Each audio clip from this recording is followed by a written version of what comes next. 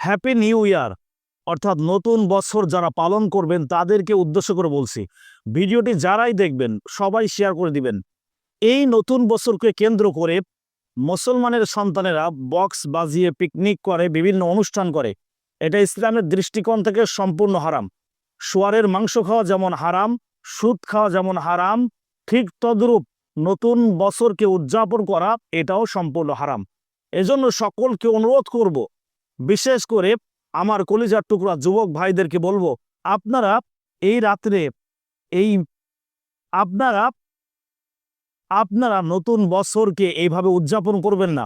আপনারা অন্য একটা কাজ করতে পারেন, সেটা হচ্ছে নতুন বছরটাকে আপনারা কোরআনের মাহফিল দিয়ে শুরু করতে পারেন। এজন্য সবাই তওবা করেন এবং চিন্তা ভাবনা করেন যে আমরা হ্যাপি নিউ ইয়ার পালন করব না, আমরা কোরআনের মাহফিল দিয়ে বছরটা শুরু করব ইনশাআল্লাহ।